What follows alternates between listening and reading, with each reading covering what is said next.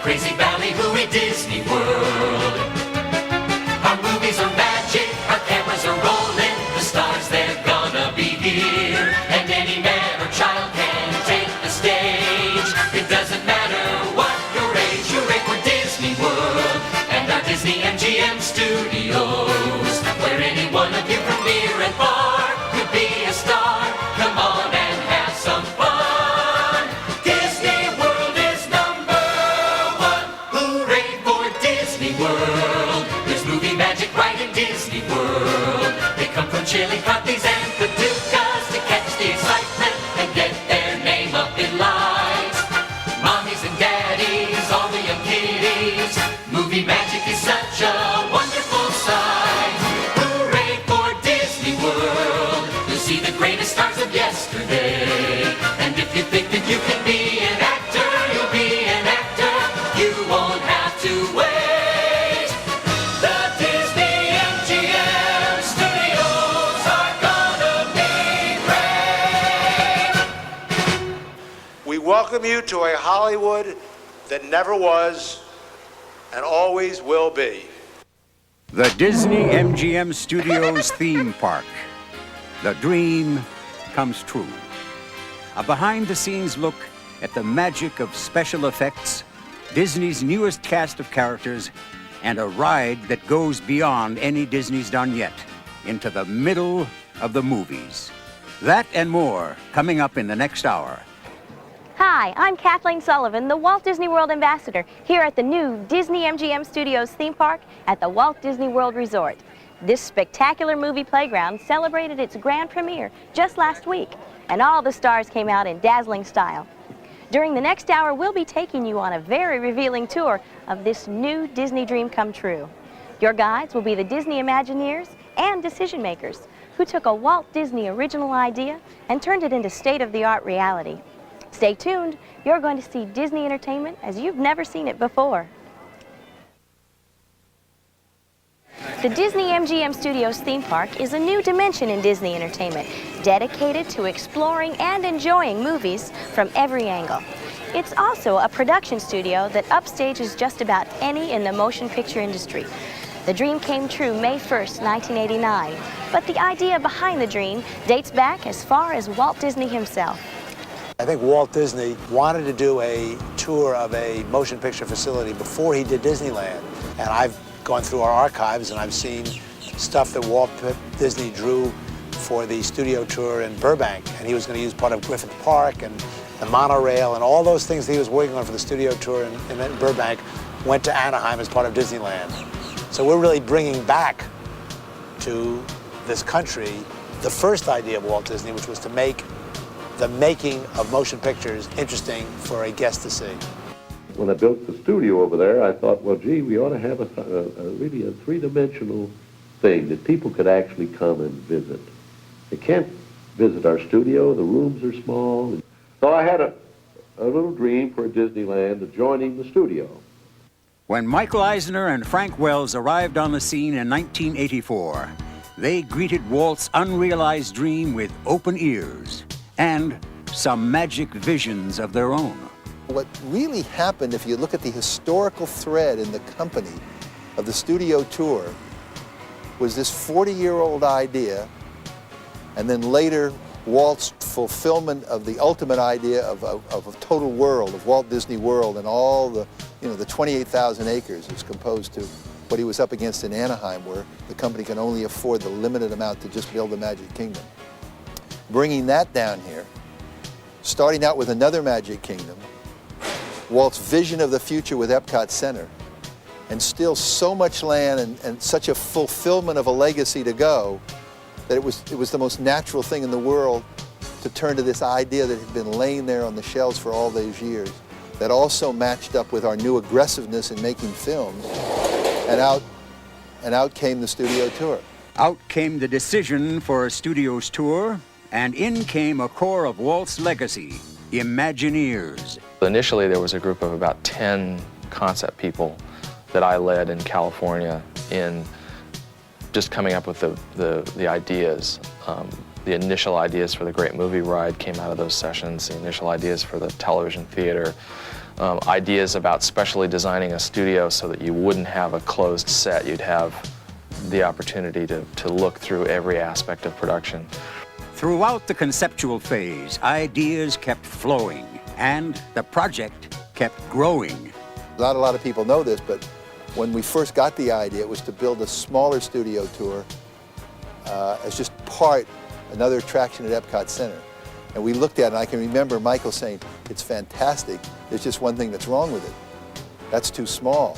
Well, I think the one thing where we're really fortunate today, Michael Eisner, who is our Chief Executive Officer, and Frank Wells, our Chief Operating Officer, they're really willing to step up and really go forward with a lot of exciting ideas. And yeah, it was gutsy, but so was Disneyland in 1955, so was Walt Disney World in 1971, so was Tokyo Disneyland in 1982.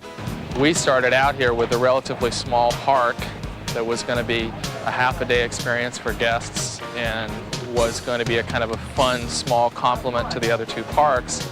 And each time Michael came over to WED to look at it, he added another attraction, or he added another idea, or we were foolish enough to come up with another idea, and he always liked it. And as a result, what we ended up with was a park that's much bigger than I think any of us envisioned at the beginning. Michael's relentless enthusiasm saw the original 10 Imagineers grow to 60 in number.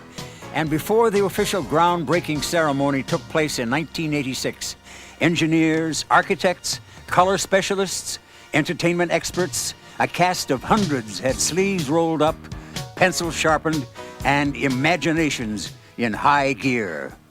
I know that this is going to be a marvelous spot for a studio and a tour, because you've got the people for it and everything else, and this wonderful sunshine, and it should be one of the greatest places in the world.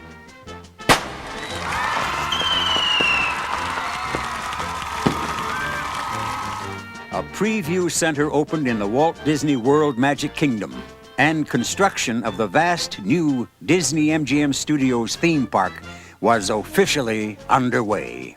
The Earful Tower earmarked the site with a 32,000-pound Mouseketeer hat measuring 28.5 feet in diameter.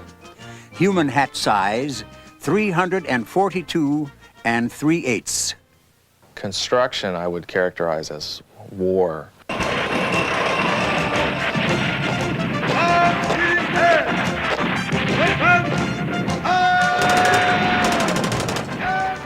You have a huge amount of logistics of materials that are moving in.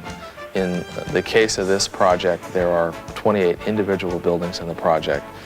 For a large percentage of the construction period, every one of those buildings has been under construction at the same time. Everything's happening at once, and the only way that you can control an operation like that is with a lot of sort of military organized skill. I would guess that there's about 900 people working here. The individual building contractors, their subcontractors, Disney people that are from Imagineering. So it's a very, almost a fine art process that's superimposed onto this really rigid military construction process. And that, I think, is what makes the Disney project. I'm standing in front of an exact reproduction of California's famous Chinese theater, sort of the Cinderella Castle of Hollywood Boulevard here at the Disney MGM Studios theme park. You'd be amazed at the amount of time and effort that went into building this monument to Tinseltown circa 1930s. Even the celebrity prince, well, Pee Wee Herman. We'll be right back. And I'll tell you, this is Dream Street. After looking at it, this is Dream Street. This is where the action is, and this is where the fun is, ladies and gentlemen. And it doesn't make any difference how old you are. Just walk in here, and immediately you're 30 years younger. It's a Ford, not a Mona Lisa. Ah, but her name is Mona Lisa. Her style is Ford. We're really trying to create a new type of entertainment for Disney World. We're really going to create a mood, more of a mood with performers than I think has ever been done before. I usually explain it as a little bit of a cross between a traditional theme park and a Renaissance fair. Disney conducted a nationwide search for some new and different kind of characters. Send help! Stand to help somebody.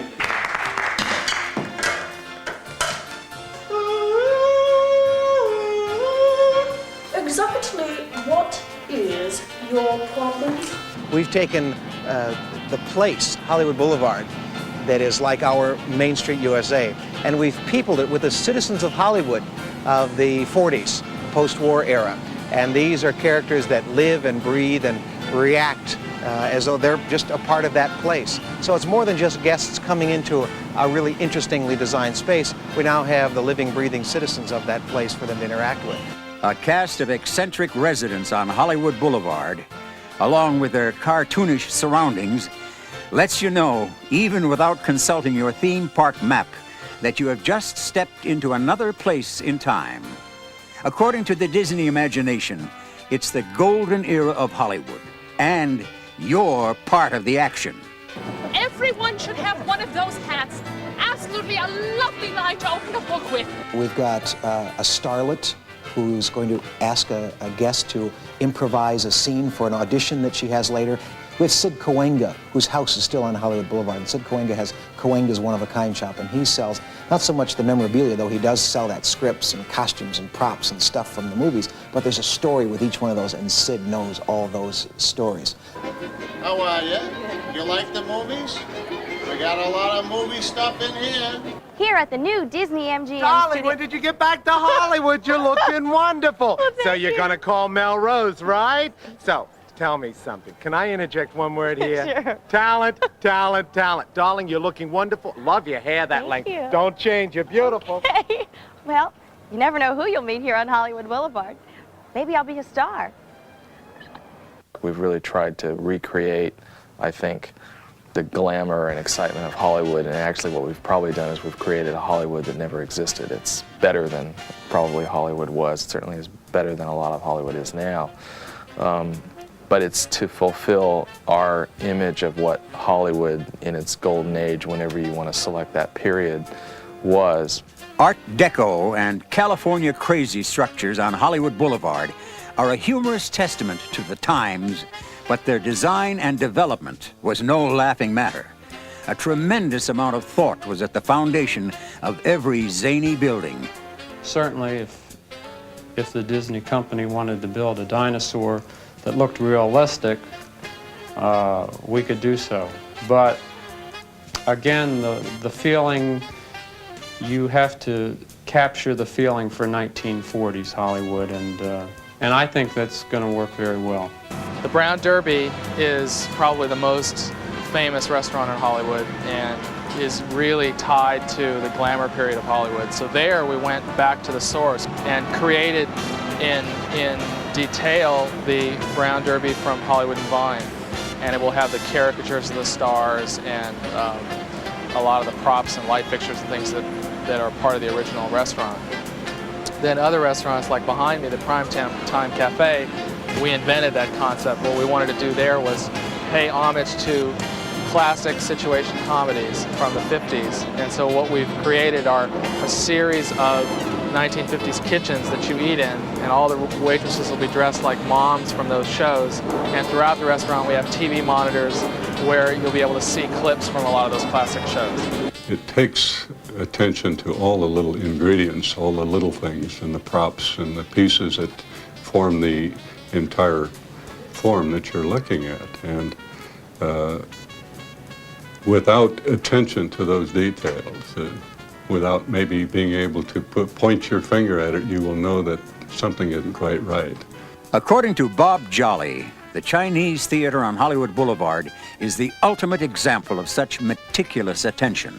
I can't think of hardly any structure that has more detail to it. Because it was destined to be the focal point of the Disney MGM studios, as well as being an authentic piece of California history, there was never a random thought involved in the creation of the Chinese Theater. The Disney Imagineers devoted weeks and months to study and research of the existing California building in hopes of recreating it exactly in its original form. We feel it even looks better today than the original one in California. It's brand new. The original one has lost some of its detail due to age and weather and other conditions. and we have it back in its heyday and its glory. You know what I think you've done is captured the dream of Hollywood. Well, everything about this facility is entertainment, whether it is actually the entertainment we're making or the entertainment that people are going to have who come and see the entertainment we're making. It's all kind of a package of Disney entertainment, which is basically what we're about. One of the most entertaining of all Disney MGM Studios theme park attractions is the Great Movie Ride inside the Chinese Theater. It was the first idea that surfaced from the original concept team, to take guests through the most golden moments in film history and actually put them in the middle of the scenes. Of course, the first obstacle was deciding which of all the moments are most golden. We would get locked in a conference room and we would hammer on lists of literally hundreds of films. You know, what are the great westerns? And we'd make a list of 50 great westerns with 100 stars that should be in those western movies. And then realize that you're trying to fit this into a 90,000 square foot building, which is a huge building, but you're going to try to fit all of western movies plus 6 or 7 other genres of movies. Once the concept was hammered out, Disney audio animatronics experts were challenged to do their part in the creation of Disney's most ambitious ride-through attraction ever. The demand for sophistication had never been greater, because for the first time in history, audio animatronics players would star opposite live actors.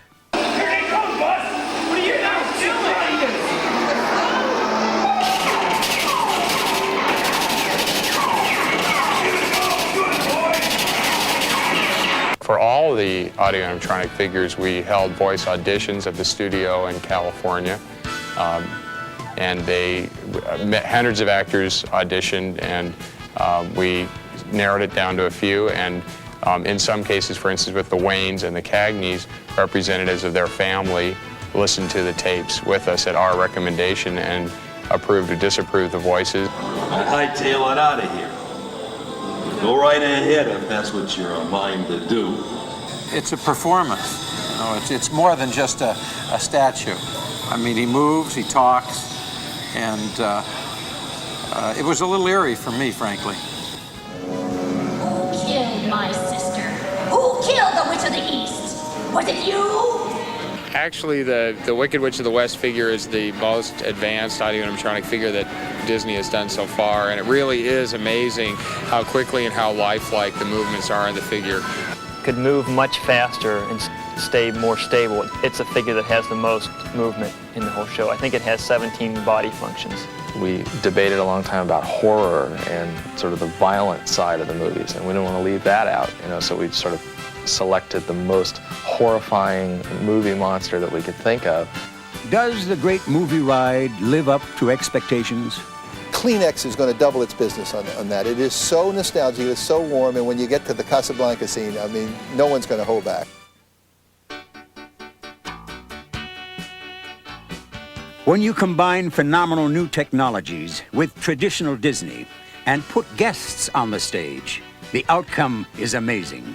For example, Superstar Television has members of the audience on the screen rubbing elbows with Lucy, tossing cream pies with the Three Stooges, fielding pitches with Sam Malone on the set of Cheers, and the entire 30-minute show leaves you wondering, how'd they do that? What's nice about it is that the audience gets to become active, gets a step in front of the cameras. And this is like a rare opportunity for anybody. I mean, people work their whole lives to become actors and get up on stage and hear the cheers of the crowd. We're gonna, you know, in 2 minutes you're gonna be up on stage and you're gonna be a star.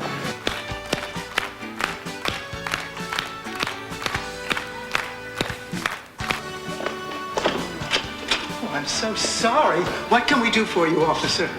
I'm Detective Mullins, and this is my partner, Bobby Hopkins. What was your least favorite picture that you did, and then maybe after you did it, said, maybe I shouldn't have done it? Was there one? No, as long as they pay me, I'm pretty happy.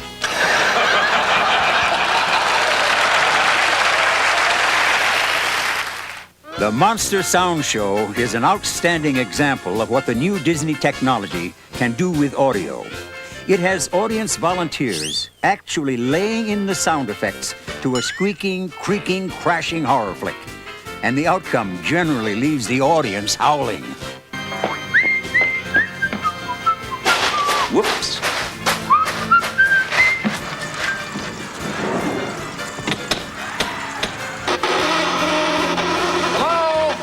You never really think about sound in a picture. It's something you kind of take for granted, and I think when they come to our show, they'll see that it's a lot of work. It's a tough job putting in sound, and if it's done right, you don't notice it. If it's not done right, it sticks out like a sore thumb. I don't know. I think people are basically hams, especially when they come to our park. They'll get a sense of audience participation in all of our shows. And they're shy at first, but once you pick them and you get them up on stage, it's amazing. They come to life. If they get it right, it doesn't work as well. When the door knocker goes off and people miss it by a few seconds, it always gets a big laugh because it's just out of the ordinary. If people hit it and it's on the mark, you don't think anything of it. But they don't get it too often. But that's part of the fun of it. One picture's worth about 6,000 sounds in our show. Sound plays a major role just about everywhere you go in the new Disney MGM Studios theme park. It's come a long way since Jimmy McDonald was doing the voice of Mickey and making up the effects as he went along. Mickey would go down here and try to start his old car, and it would be... Then I'd take it away with half the trombone going... The damn thing would stop. Then he'd have to go again.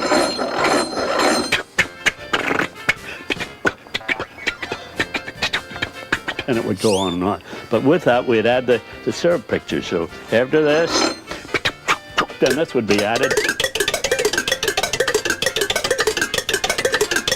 That was a little six-cylinder. All of this stuff going at the same time, making Mickey's car. No wonder Minnie didn't want to marry him. Go out riding in that thing every Sunday.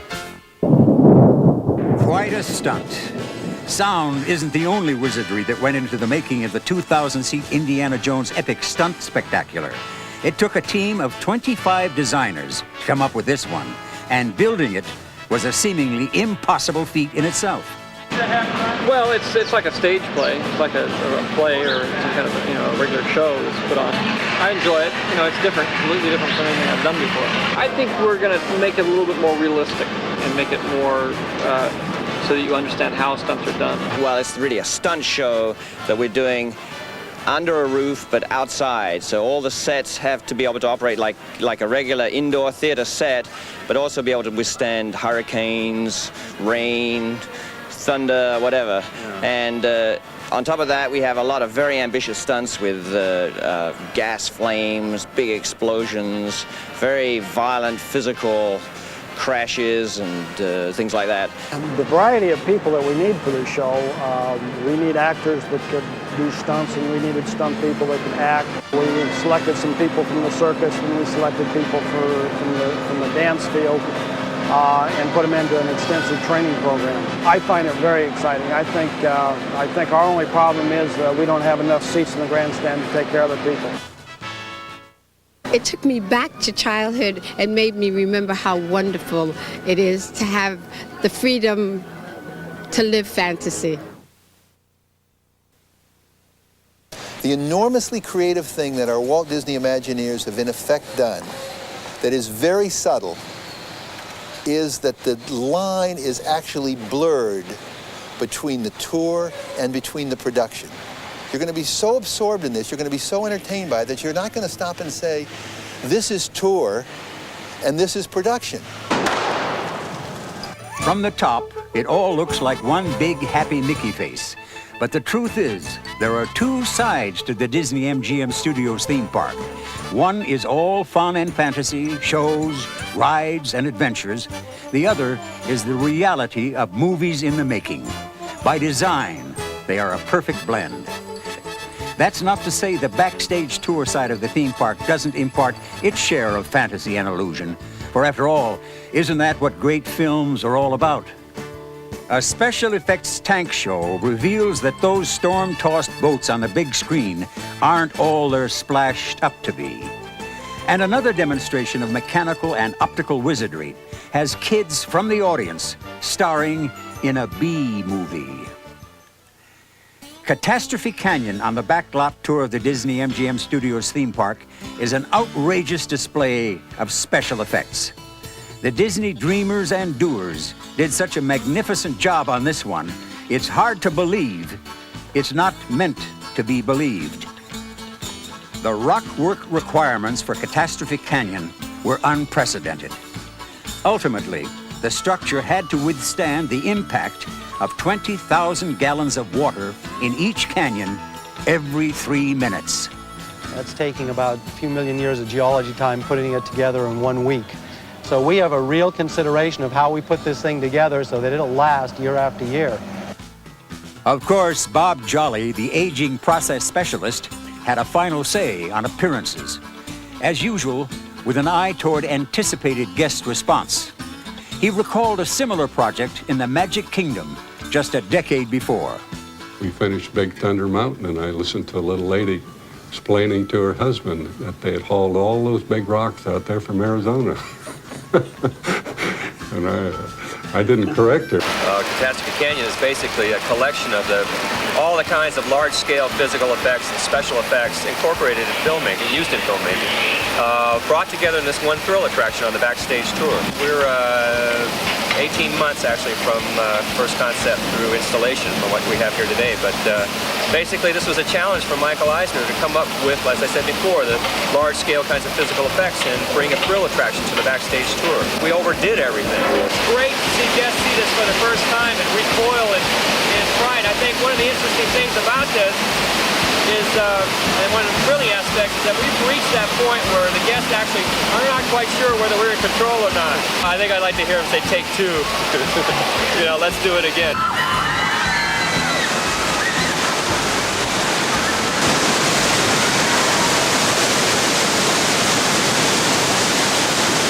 We've been on these rides, which are literally incredible.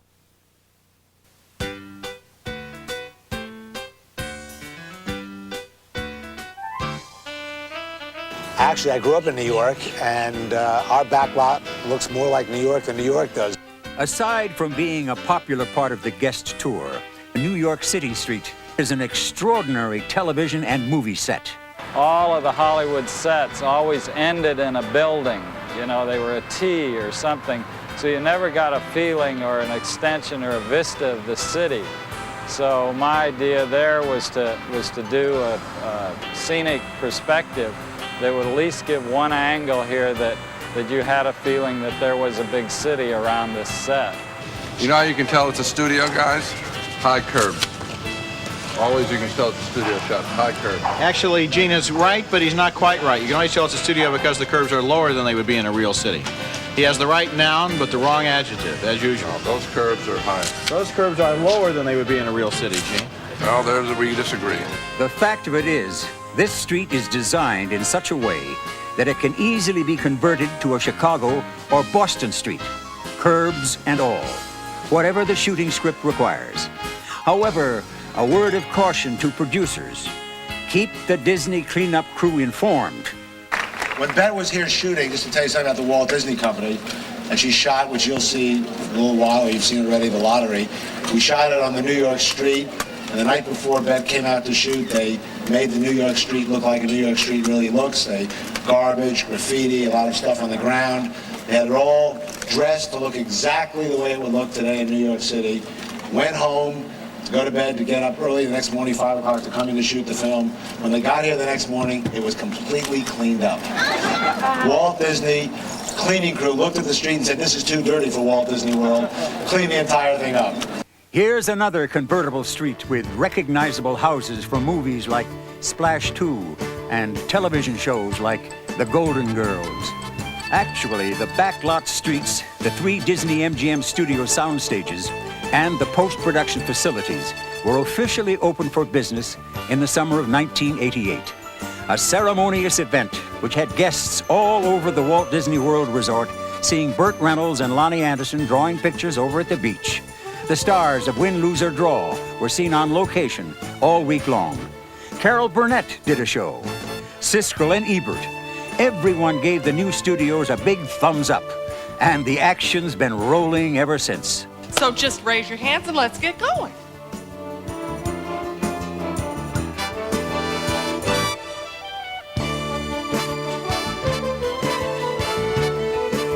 There's no question about it. There's nothing that we can't produce here in a matter of hours. We have inside our own borders the ability to build almost anything, move almost anything, design almost anything. And from our own nurseries to our own extensive wardrobe shops that service the other theme parks and facilities down here. When you turn those to the support of movie and television production, it's unmatched anywhere in the world. The world's largest working wardrobe, with over 2 million pieces, helps clothe the shows in production. And it's also a tailor-made part of the backstage studio tour. Guests are also invited to eavesdrop on shows in progress through glass-enclosed corridors. The stage studio complex is an art form in its own right, designed by Milt Foreman, one of the foremost specialists in the industry. What we had to do was design a stage that could efficiently and easily service film production and television production without compromising the needs of either system.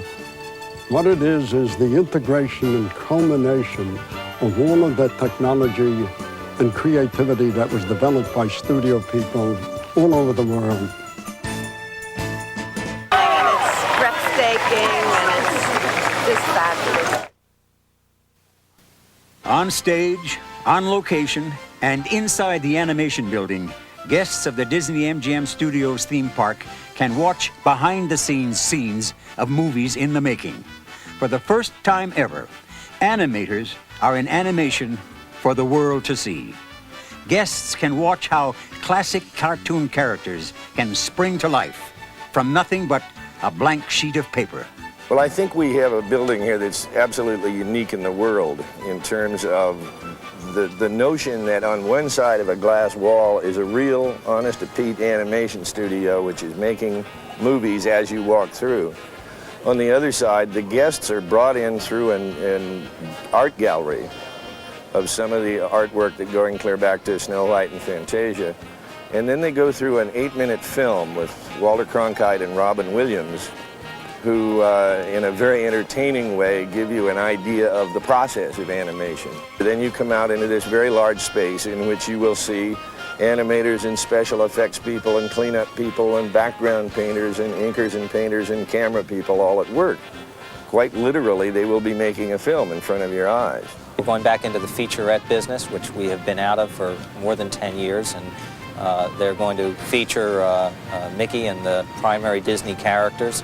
And so we're very excited about that. And the very first thing we're doing down here is a brand new Roger Rabbit cartoon, which will be 6 minutes and will be theatrical. The next one after that is very likely to be a half-an-hour show with Mickey and Donald and Goofy and all the traditional characters, which haven't been animated in new material for about 20 years. I mean, you have all these artists who dedicate long years of their lives. It takes, as I said, much longer to do an animated film than a live-action film. And they dedicate big chunks of their lives to get these things done, to make the characters come alive. And there's that warm feeling, as I say, that sticks with an audience after they've seen one of those classic films, and that it's basically an emotional venture, the animation. So when I came on board, we talked about that, and I really felt that responsibility that we are representing the Disney magic here, and that's basically an emotional thing. It's not impressing people with technique. It's having them feel something when they walk out of the theater. You have to breathe the life into it. I think it's got to come out of the heart more than anything else. It's got to come from the heart, through your arm, into your hand, and onto the paper. What you're doing is just a drawing, a cartoon on the screen that you're trying to get people to cry and laugh and believe. I don't think you can mechanically work it out. You've got to feel it to make it really come across and magically be alive up there. And there was this bear fight sequence, and I really wanted to express the feeling of what that is like, to be in the middle of this bear fight. And I had never, of course, been attacked by a bear before. So how you going to know that? Well, my first thing I did was go to the library and checked out books on bear attacks and reading on that and go, whoa, this is horrible. Oh, the bear just ripped this guy's scalp right off. Oh, I better draw the bear bigger. So I'd draw him bigger and meaner, and then I'd read some more stories and go, oh, I gotta draw him bigger. So there's no space left on the page except just all bear. And I started doing that, and I tried to capture that feeling. It was great because I felt like I was animating something I'd experienced.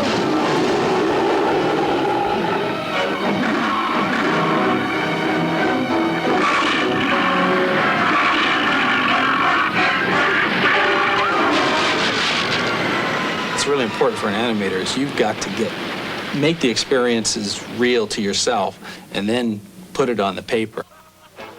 The audience is so taken in by what they see, they don't think of it as a drawing anymore.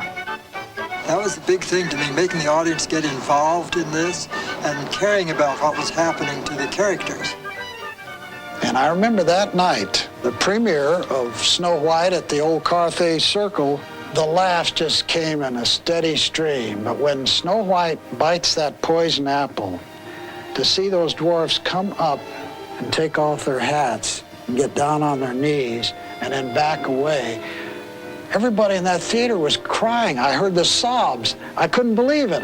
It's supposed to be just a cartoon. Everybody's crying. It's really a neat feeling to see the audience really feel for your character up on the screen. It's really creating characters that you can believe in and you can, laugh with and cry for and love. That's what Disney's best animation is all about. So we think it's fitting that on this day, we proudly dedicate the magic of Disney animation and declare it officially open.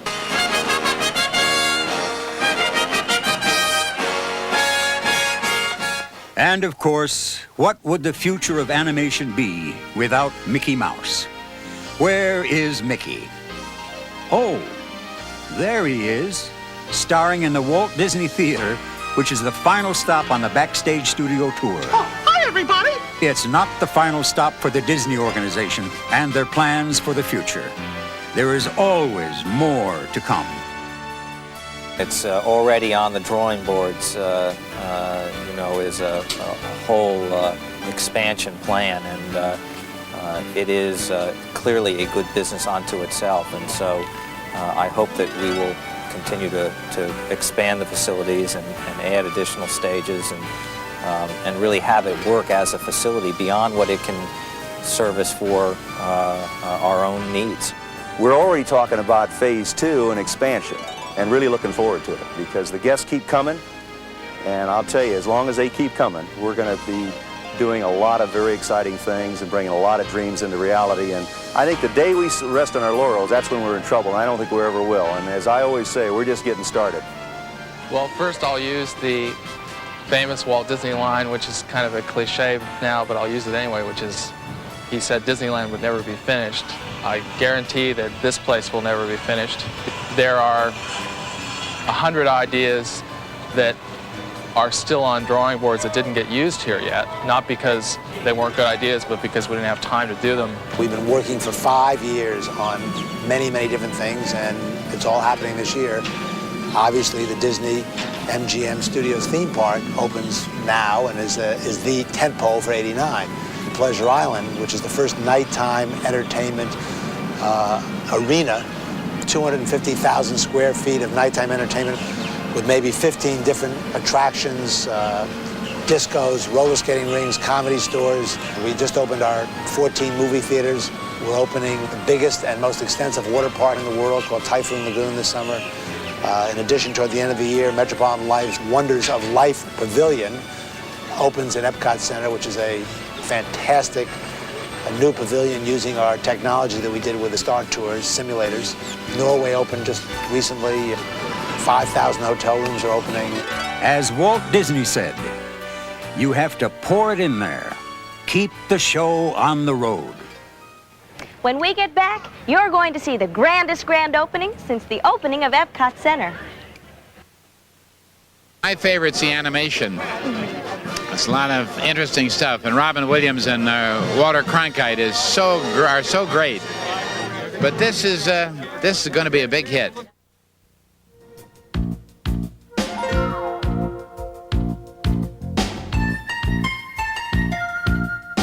The stars came out in grand style.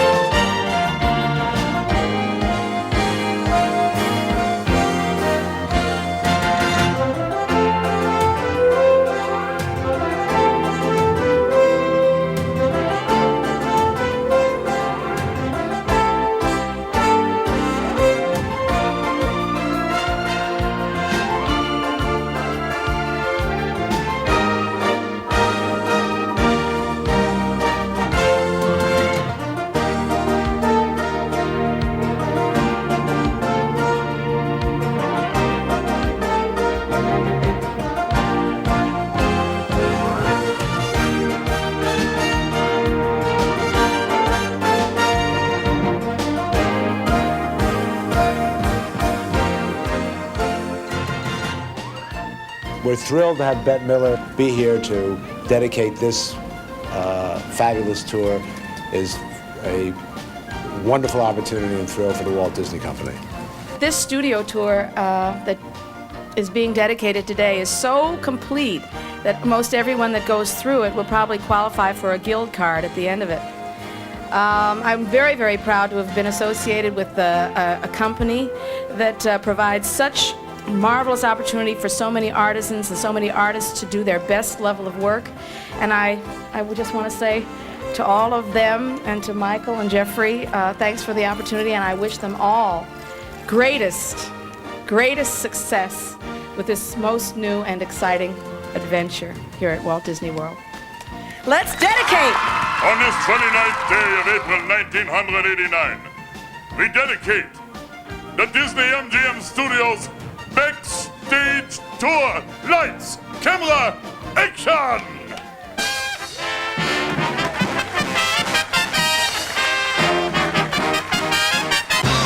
The 4-day premiere of the Disney MGM Studios theme park was spectacular. The Disney MGM Studios theme park dream has come true. Hooray for Disney World, that crazy ballyhooey Disney World. Our movies are magic, our cameras are rolling, the stars, they're gonna be here. And any man or child can take the stage. It doesn't matter what your age, your world. And our Disney MGM Studios, where any one of you from near and far could be a star. Come on and have some fun. Disney World is #1. Hooray for Disney World. There's movie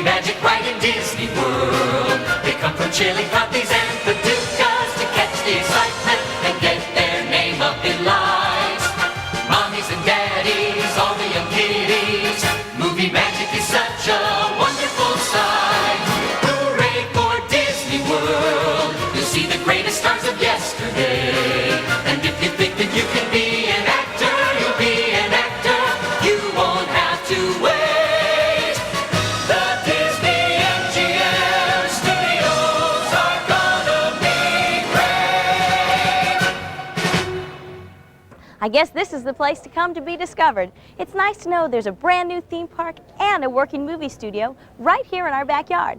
The Disney MGM Studios theme park. It's a spectacular dream come true, right here in Florida. Hooray for Disney World, that crazy valley, hooray Disney World.